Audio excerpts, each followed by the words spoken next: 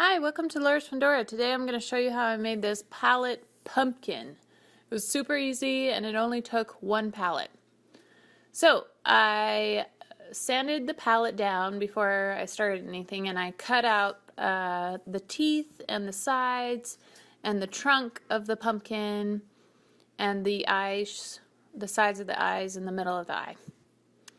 And then I screwed it all down in these particular spots. And I spray painted it orange, and then the stem and the inside of the mouth area and the eyes, I painted it like a shiny brown. Then after I let that dry, I sanded it down so it looked more like a rustic pumpkin. And that's all it took to make this cool pallet pumpkin. I hope this gives you ideas of your own decorations and festive Halloween decorations, and please subscribe for more videos like this. Thanks for watching.